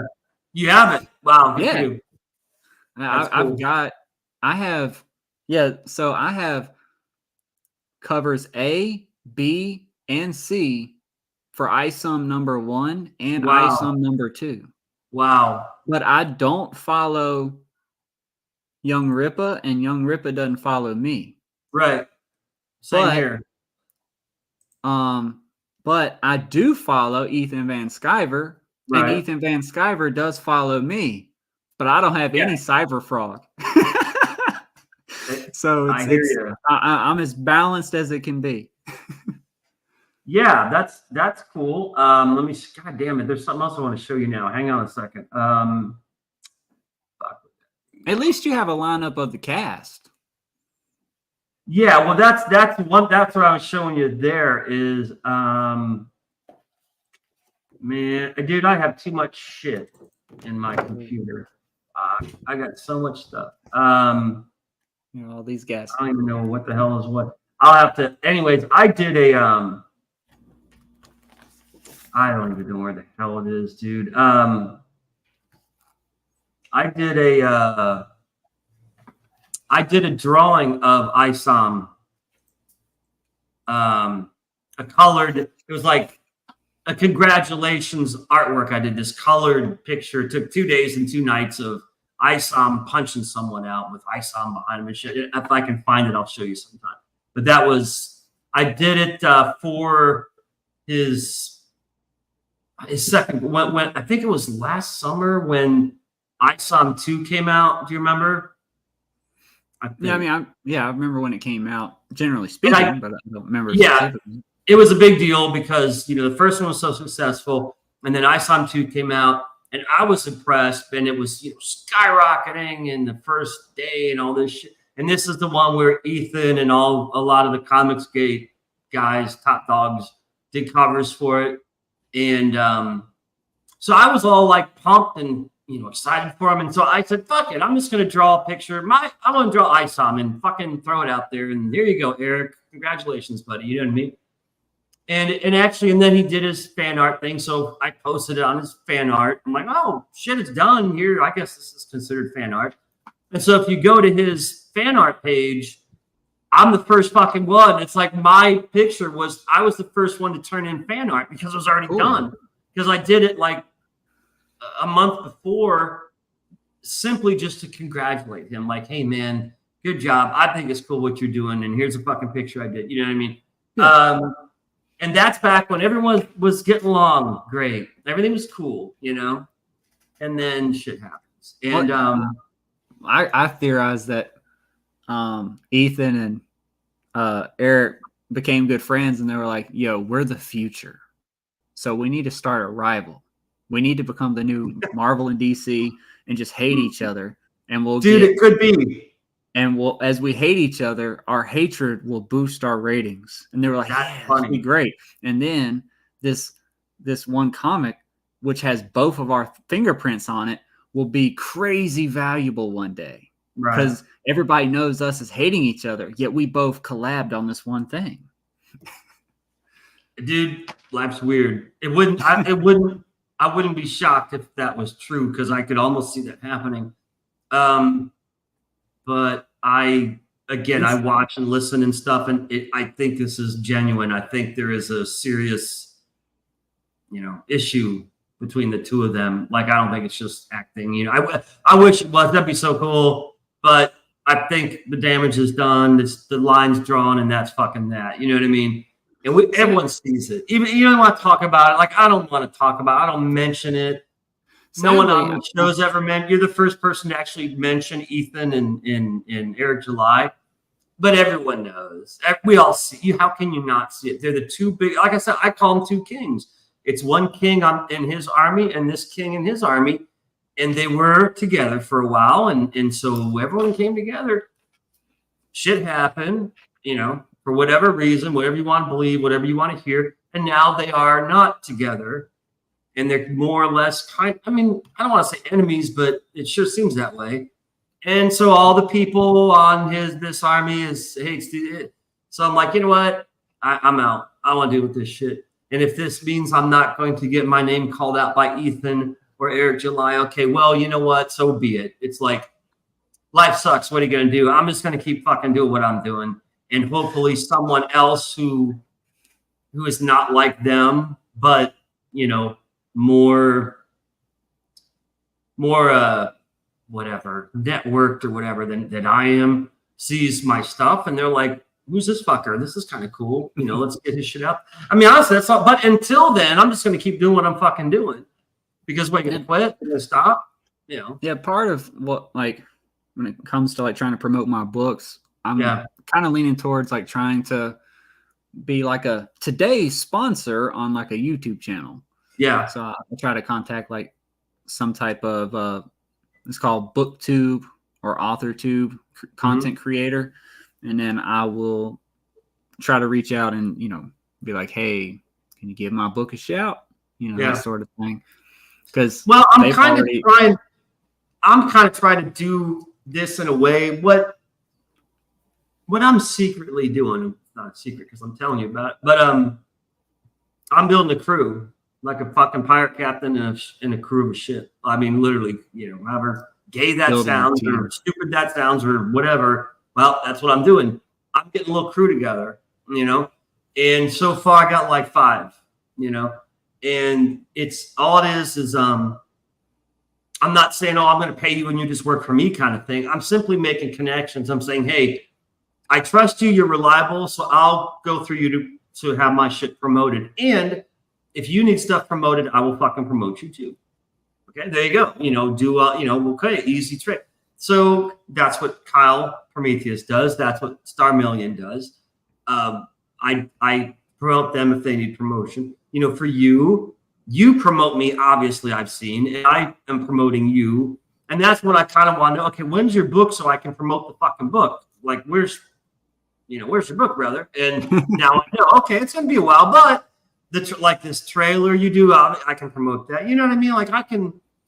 And I was going to mention you said all your artwork's done, but it was like, man, if you ever needed like a drawing from a different style, just talk to me and we'll figure something out, because it's like what your you know, fantasy thing is my kind of shit. And it's like, if you needed some, you know, whatever, black and white drawing, grayscale drawing of something, I'd be at least willing to hear what you needed. And I could throw that in there. Doesn't sound like you need it, which is fine. But I'm just saying, if something happens where if you're like, oh shit, I could get one more drawing, talk to me and we could work something out. I'm sure I could do it within a fucking week. I can take a break from my shit. That's one of those cool things that, like I was talking about with the images in my books. Like I put them in there ultimately just to show what these characters look like. Yeah, because I'm leaning into that manga, anime kind of like, you know, subculture. Right. A lot of those people who enjoy that stuff, they like drawing. And so there's a lot of people who they really like Dragon Ball Z. When I was a kid, I couldn't stop drawing Dragon Ball Z. I was obsessed with it. That's cool. But that's just the way anime people are. Well, because I've got the images in the book, you know, maybe, you know, at some point I can have fan art coming out. You know, that'd be cool. There you go. You've probably seen this, but here's my black and white sample. I do grays. I've seen that. Yeah, this is the first page in the book that I'm working on now. This is volume 2. The first 2 pages are this black and white shit, you know, and then it's color from there on. But I'd like to do a book like this where it's all this black and white gray style, because one, it would be a lot less work for me because coloring is a bitch. It's the most time consuming part of the fucking drawing is the goddamn coloring. You know what I mean? Yeah. This makes so much easier. You know what I mean? But a lot of people are into this, dude. A lot of people love the black and white artwork. It's amazing. And like on Twitter, I posted this and people are like, I love this style. And I'm like, man, maybe I should do a smaller book with this style. But anyways. Well, Spawn is very colorful, but it leans into the dark shadows a lot. Right. It's common to see Spawn just green eyes glaring from a page of black. Right. And that dark spookiness of the demons and stuff, like, right. That's something that you could probably kind of take influence from and try to work into your stuff, leading into those real heavy, dark shades. There's some artists that will do books that are just red, black, and white. And so the only color they'll add is the color red. That's what I'm going to do. Okay. I'm going to have the blood and the demon eyes be red in my black and white. I have to have a little color. So I'm going to do the black and white, but the only red is blood. And if the demon has glowing red eyes, often the demons have glowing white eyes. So it'll just be white. But if there's a demon with red eyes, I love that. That black and white with just red looks so fucking cool. I really fucking love it. So it really will pop. It does. It's amazing, but not for a main book. My thought and plan is next year, I call it like a 2.5. It's like a volume 2.5. It's probably 15 to 20 pages, all black and white. And what it is it's like a prequel. It's like a short story prequel of 2 or 3 characters' backgrounds. Like, just last night, it all fucking hit me, and I started typing and writing it up and doing sketches and storyboards and the fucking sketching the cover. I know what the cover's gonna look like. You know what I mean? I was just like, fuck it. We'll take a break from volume 2 and let's jump ahead to next year and see this black and white thing. And it's fucking cool, dude. I'm like, this would really be cool. People will be in because 1, it's black and white. 2, it's kind of Western, like, even though it's medieval fantasy, it's the same, my same world, but it takes place in the Western desert, which is very Western cowboy kind of thing. The main character is a bounty hunter. You see where this is going? It's a very Westernish thing. It's black and white, you know what I mean? But it's very hardcore. There's some bad shit in it, killing and other bad shit. So again, it's hardcore. But I start just writing out the fucking story and details, and man, I'm fucking dying to do this now. But I researched a title for it, and I think I'm gonna call it. Hang on, I taped it to my fucking wall. All right, here we go. I'm calling it. I think I'm gonna call it "Between Demons and Angels." Intervention, and then the tag, the little subtitle under it's like a quote, and it says, what does it say? Some of us are not meant to die, or some are not meant to die. I'm not really sure. I actually have to ask around and say, hey, which sounds better, this or this? You know what I mean? But basically, I think I'm going to call it Between Demons and Angels Intervention, which is like a short story prequel of 2 or 3, 4 characters in the main book. It takes place, I figured out, 15 years earlier. So, 15 years before volume 1, this is what happened, Be the number 0. What's that? I said it'd be the number 0. Yeah, whatever. You know what I mean? And I don't want it to get confusing, but it'll be, the whole point is that it's black and white, so it takes less time. If it's 15, 20 pages, that really takes a lot less time. So it's one of these campaigns I'm thinking of next year, which would be simple and easy, but you have this black and white one that's whatever, 15, 20 pages. And then in addition, you have, volume 1 is available with it, and volume 2 is available with it. And, you can put them all together in a fucking, a pricey tier, which is, we'll get the black and white, this get intervention along with volume 1 and volume 2 if you need to catch up. Suddenly, the more product you have, the more options you have when it comes to crowdfunding. You know what I mean?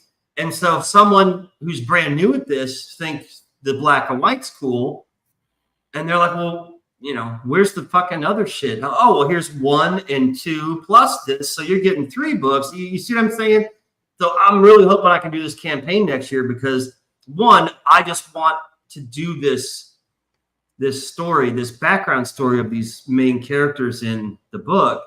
And I want to do the black and white, and I want to do this hardcore, dark ass shit that happens in this historical story because it explains what's going on with the characters in the book you're going to get. Like the book you get, there's a chapter between these certain characters, and it's kind of, fucked up. Like they talk about shit from their past. Well, this black and white story is their past. They mention it in this book, but you actually see what the fuck happened, the fucked up shit that did happen. You could do kind of like if it's black and white, it could be like flashbacks, and that could be a theme throughout all the books. It is, and I'll explain the color coding to you. I wrote this down 10 years ago. There's 4 color coded scenes in my creation here. If it's current, modern day, it's full color, right? If it's recent past, like 20 years, 10 years, 5 years to 2 weeks past, it's the black and white gray tones, that black, okay? If it's ancient past, like 100 years or more, it's the sepia tone. The sepia tone, like the old Western photos that are all, okay. It'll be a sepia tone imagery, right? And then the 4th is future. If it's a possible future, that's blue. So if there's scenes that could take place in the future, right? If things go this way, this might happen. It'll be all like blue and white. You know what I mean? So I have 4 different, time template. What? Basically like a template. What's that? I said like a template. Yeah, template for, past, ancient past, present, and future. And they're all like colored differently. And so it's not as confusing. So yeah, this one being 15 years ago is black and white. And so, yeah, in answer to your question, yeah, that's exactly what I'm doing. So anyways, but I think we should, dude, it's been like an hour 45, which is really fucking cool. I didn't think we'd talk this long. If you're up for it, come back and we can, I know one thing we mentioned talking about we didn't cover is the whole AI debate, AI art, Oh, good. We can talk about the AI shit. If you want to talk about the mess of comic bullshit again, you can. I don't give a shit. But if there's other stuff that we could probably still talk about, and I can actually kind of talk to you about Comic Cons because you mentioned Comic Cons. I mean, I've done like 2 or 3 of them, so I can kind of tell you what to expect, maybe, right? What to help prepare for. I mean, we can go like another 20 minutes if you want. I would normally say yeah, but what I'm trying to do is keep this like to basically 1.5-hour sessions, okay. And because I don't like next week, I don't know what the fuck I'm doing.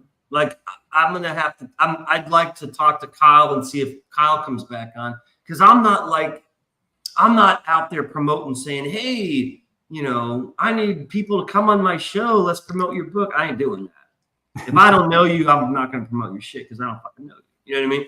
And so that's why Kyle's cool and you're cool and Star Million's cool and my buddy Vishy's cool. People like Danny's welcome to come on, but she doesn't like the live stream, so that's cool. But Danny could easily, she has an open invitation to come on anytime she wants. If I don't really know you, I'm not going to have you on the show because I don't fucking know you, and I'm not looking for that. I don't want to be a promoter of everybody, it's like there's enough of that shit, okay?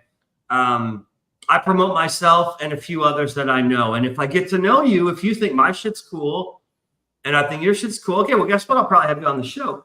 But they got to kind of come to me. You know what I mean? I am not out there looking for people to have on my show or promote. It's like, no, I'm busy with my own shit. So basically next week, I'll see if Kyle wants to come back on. And if he doesn't, then I may take a break for a week and say, oh, fuck it. I just won't have a show this weekend. You know what I mean? So I'm trying to kind of keep, like for this, where we can keep talking, Well, I said, well, fuck, wait 2 weeks. We'll come back. You come back on, and we can have a whole nother show and talk about this. That's why it's not like nothing personal. It's not like, dude, I'm tired of you. I don't want to fucking talk to you anymore. I'm saying that, yeah, we could talk about 2 more hours, but saving some ammo for next time. Exactly right. It's ammo for next time. And so next time could be like 2 weeks from now or something. And then we could have another hour and a half show, you know what I mean? And talking about other stuff. And if you have updates of your thing, talk about that. So yeah, I would say let's do that.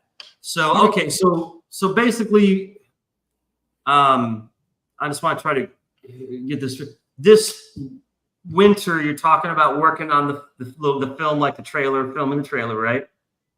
Yeah. It's when it comes to like books, some people just want to have like kind of just a background with words that pop up. So it's like a warrior found or forged in flames, and then other people want to do it more cinematic and have like kind of some type of like actresses kind of walking through stuff. And that's what I'll end up doing. Okay. That's cool. So that's obviously I'll promote that. And then you said you're planning on next summer. So summer of 2025, having the first book polished, done for sale on Amazon that can promote too. But again, if there's any, any updates or changes, come on here and you can talk about it and stuff. You know what I mean? Right now, like the way the United States economy is, like a lot of people are hurting for money, and so trying to encourage people to buy my shit. It's like, hey, I know you can't afford groceries, but want to buy a book? That's why I'm not aggressive, dude. So and you see, it's really hard to make that sale.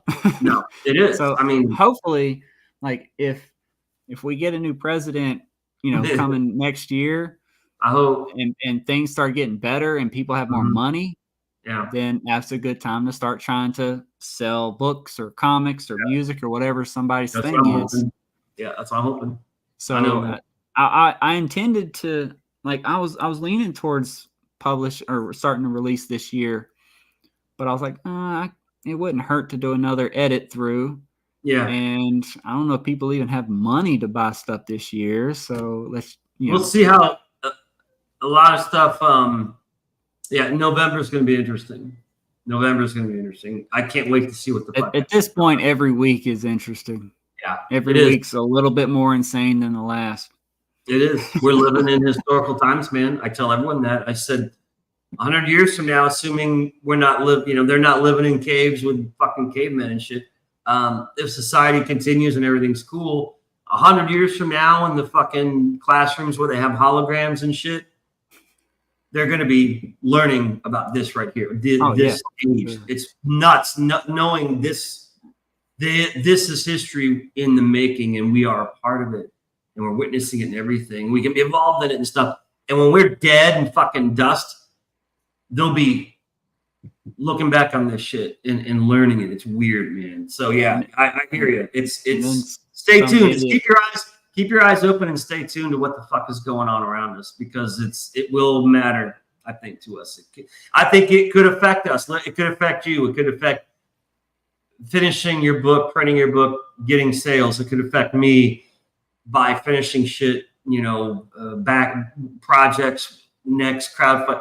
It really can affect it. We're getting to the point where it could actually affect us. It's not just news. Oh, look at this on the news, and it's okay. It's across the country. It doesn't matter. No, the shit that's happening now and leading up to November could affect all. And that's one of those things that it affects, like me, because I'm doing novels. Mm-hmm. In the comic book world, people have been really struggling for a couple years now, several years now, dealing with like cancel culture and SJW kind of stuff dictating. I like to say that what the indie comic, what is it called? Community? Comicscape. Oh, Comicscape. Dude, they're a part of the community. They are not the community. Okay. Comicscape is a big faction, I call it, one group of the indie comic community. You know what I mean? Like Rippaverse is the other big faction of the comic community. Just And then different there's tribes. all these other little ones. Yeah. Well, anyway, I was like, just in general, like I feel like the mainstream, you know, they're like religious zealots. Yeah. And they only want their specific religion pushed. Yeah. And the whole indie comic thing isn't about being like, to use like Christian terminology, the mainstream is Christian.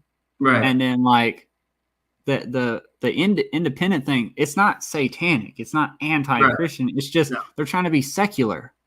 Yeah. It's not about being anti-SJW in the indie comic stuff. It's just about if you want to be, you know, SJW, that's fine. Yeah. But if you don't like promoting the woke stuff and you know, DEI stuff, you don't have to promote it. And then if you want to be against it, you can do that too. Yeah. But it's called creative freedom. That's what I say. And I know that's what Ethan said. And I'm like, okay, wow, we do see eye to eye on something. That's cool. You know, what I was saying is like the stuff that's in comics, like it's really in books. The whole book, that stuff. Like that's why I leaned more towards the comic world to try and talk to you guys, because like who am I going to talk to and try to promote my books to in the book community? It's like it's all middle-aged feminists. Really?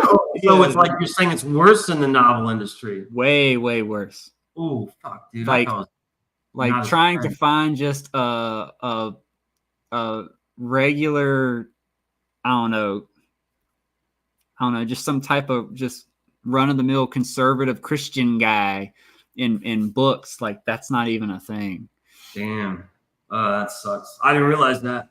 That blows, dude. Like I was gonna say, there's this one guy, I watched a couple of his videos, and in his videos, like he acknowledges that he is a gay man, but he was trying to do the traditional published thing, and they wouldn't publish his books in part because he wouldn't go public and make his gay, you know, sexuality part of his like sales pitch. Oh, he wouldn't wave the flag. It wasn't a flag waver saying, "Hey, I'm gay." Yeah, and then like, buy my book because I'm gay. Yeah. Yeah, he's like, in my private life, I'm a homosexual, but I'm not trying to market my stuff. Right. Yeah, and it's just like he understands marketing. He's like, majority of people are not gay. You know, I need straight people to enjoy my books too. Yep. And he wrote in his story, there was, even though he's gay, he did this crazy thing, which was he had a heterosexual love interest in his story. There was a man and a woman, and the publishing house was like, we can't have that. That's weird. Like they basically wanted him to rewrite his whole book. Wow. To where it was supposed to be about some type of action or something. They wanted him to redo it into like a love, you know, romance rom-com story or something. And they wanted it to be gay. They wanted it to be about, you know, two gay people. And he's like, you're just destroying my book. And so that sucks. And the point I'm making is to show how bad it is in novels. Here's a gay man. Yeah. Who can't, they won't publish his books because he ain't gay enough. Because he's not promoting it. Yeah. It's a cult, dude. It's a cult. And that's why, you know, on Twitter, I follow them. They're an account. They're called Gays Against Groomers, I think is what they're called. Yeah, I've heard about them. You know about that? They're gay and lesbians who are like, fuck this LBG. This is insane. They just don't like the kid touching. Like, don't associate us with them because we are. And there's a lot of people in the gay community who hate the LGBT bullshit, the fucking Nazi shit, because they're insane. And that goes hand in hand with woke and DEI and et cetera, et cetera. So it's the whole fucking corrupt ruling elite. In my book that I'm talking about is that the big umbrella of the corrupt ruling elite covers all that shit in reality. DEI, woke, LGBTQ, fucking corrupt politicians, corrupt military, all that shit. When I reference corrupt ruling elite in my book, that's what I'm covering. You know what I mean? And it's real. It's here. We see it every fucking day. I put it in a fantasy, dark fantasy, medieval fucking world is all, but it's the same goddamn enemy. It's the same threat, I think you saw that, right? Did you see that or no? Yeah. I mean, did you catch that in my book? Yeah. Okay. I just want to make sure, because I don't fucking know. I don't have many reviews, I really don't. So that's good to know, because that's one of my fucking points to it. With your first book, the thing I was pointing out, maybe I didn't explain entirely, I don't know, but with your first issue, like in this book, like it's not just the beginning of this book. Yeah, it's you're right there. That's funny. Huh? I say you got it right there. That's cool. Oh no shit! I didn't see that, dude. That's I hung it up just. shit. Yeah, I hung it up just for this video. That's cool. Thank you. I didn't even notice that. That's cool. Yeah, I don't know what you expect me to do with that. It's just a big laminated picture, but there it is. I put on the wall. You can. I figured if I'm coming on your show, if I'm coming on your show, I should at least hang some of your merch in the back. That's cool. Well, I appreciate it. That's cool. But what I was saying is, it's not just the beginning of your story, like your story, like right, because you're covering the demons, the angels, and the humans. Like in one book, you have 3 different stories starting. Yeah. Mm-hmm. And so that was one of the things that was a little tricky and disjointing trying to read your work. You're not confident about it, right? It's not that I'm not confident. It's just it's like like in TV time, back when you watch television, it's like, all right, it's 8:00. Let's watch the show that we like, and you watch it. And it's like, commercial. And then you change channel and you watch like another show. That's kind of how your stuff was like. It's like, okay, yeah, we're doing demons, and then it's like now we're doing the angels. Yeah. Now we're doing this thief guy, and what are they up to? And and it comes together, but it's that's what the next one's for, and then the next one. It obviously all has a plan to it, and you'll see it, but it's like to put all of that in the first book. I mean, the first book's already 80 pages. So, if I mean, I understand what you're doing, because like with the Avengers films, the Avenger movie, the first Avenger movie is like, wow, this is so great. All of these characters that we've been following in these separate movies, they're finally coming together. That's so cool. Yeah. And so in your story, you're trying to tell essentially like an Avengers, like it's in terms of like there's a lot going on. Yeah. And that means you've got to do a lot of different independent building, putting all these pieces together, these different legs to hold up this one big thing. Exactly. Yeah. And so that's a conscious thing that I want to make sure isn't confusing or too boring or whatever. I try to balance it out where, okay, like the 3 storylines have to be whatever, informative and kind of, action or whatever, but I'm trying to balance it out. And again, it's the more I do it, the more I get it. Like the more, like I basically am getting better at it. And you'll see in this volume 2, I think it's better. It's still balanced, but it's getting better. Like it'll make more sense. But yeah, that is tricky. And that's why I try to have too many characters, because you said that one book's like character after character. So I'm like, okay, well, let's put a cast of characters on the page so you can say, oh, here, like I showed you, this is the main back of the book. I'm doing that in every single book for the audience to keep track of, because more characters are introduced, not a ton. It really is like 2 or 3 per book, maybe, but still it will add up, and I want to just visually, okay, who the fuck is who? Oh, here we go. It's solved with one page. The back cover, oh, here's the cast of characters. This is what they look like. Here's their names, and this is their profession, thief, warrior, angel. You know what I'm saying? It's such an easy fix with one page of pictures. You know what I mean? And so this comic you're talking about, it's like, if they would have done that, maybe it would have made it easier. But then again, if they're using like the same name with 3-4 different characters, that's to me bad writing. That's like, come on, you can't think of a name. There's fucking million names out there, The name thing, that was in a book, a novel. Oh, a novel. Okay. Yeah.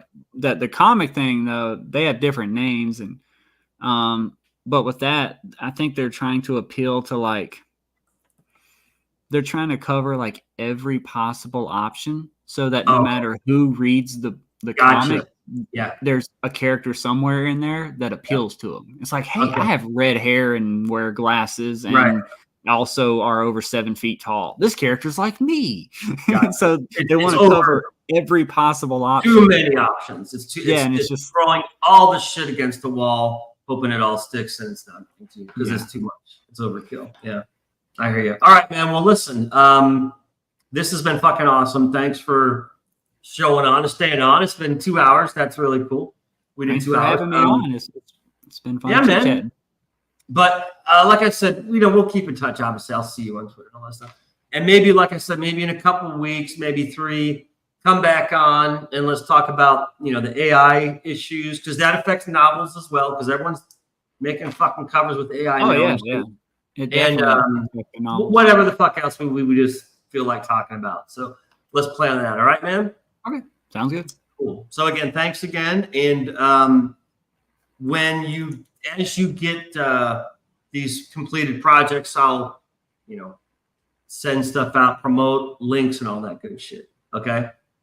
Well, it's a long ways away. We don't have to I know, but I'm just saying still, just as long as we keep in touch, it'll be that easy. It's that easy. And Danny in chat said she'd promote you too. And I know Star Million will and Kyle will. So again, there's 4 people you got to promote this before it's even out. And that's a good, I didn't have that. When I came out with my shit, I'm like, now what the fuck do I do? You know what I mean? So it's like you're kind of better off than I was when I started my shit. Once I have the trailer, it'll be a lot easier. That'll be cool. Because at least in my mind, it should be pretty cool. Yeah. Because I went through Fiverr and I paid a musician to make a song. Mm-hmm. So the ad is actually ultimately a song. It's a song that I had a composer make. This dude was from, I think, Italy. He's an Italian guy, and paid him like $500 just to make this one song. And it's really great. I love it. It's what's called lo-fi. I don't know if you know what that is, but it's like Oriental Japanese music mixed with American hip hop lo-fi kind of stuff. Okay. So it's a really nice song. And then I'm gonna basically be making kind of like a music video for it. For the song, and then in that video is also going to be text sometimes popping up promoting the story. Cool. But I'm going to be, in full samurai armor with nice silicone heavy duty expensive Oni mask on, and doing my thing. Cool. So that's cool, man. Pretty cool. Yeah, I'm looking forward to it. And again, I've done a lot of trailers. So if you need any help or questions or input, talk to me. I mean, I'm not doing live action filming trailers. I have in the past. I was a film major in college, but I know enough to edit them and music and blah blah blah blah fucking blah. So if you would need help with trailers, feel free to talk to me. If you got it, cool, you got it. I'm just saying, hey, I'm around if you need to fucking bounce ideas off of or whatever. Okay. I'm very fortunate in that regard because I have a buddy who graduated with, and he's an independent filmer, and he's got his own company. He makes nice. Kind of like promotional ad things for different companies. So you're going to be working with him? You're going to work with him on this? Yeah. That's cool. Yeah, you're my buddy from high school, and I'm like, yo, I need like a 2.5-3 minute ad, and it's just like easy. He'll come out here with the fucking camera vest hooked up with the arm on it, walking around. Cool, man. That's cool. All that good stuff. Yeah, I'm looking forward to seeing that. Awesome. So that'll be this winter. So yeah. In the meantime, again, just kind of let me know what you're working on and how shit's going, and I'll let you know how shit's going on my end. And come on. Hopefully, I'll talk, but I'd say 2-3 weeks. Let's come back and hang out. All right. Okay. Cool. Sounds all right, dude. Have a good night. All right. I'll see you. We'll see you, brother. Later. Yeah, I'll see you there. Later, man. Later, man.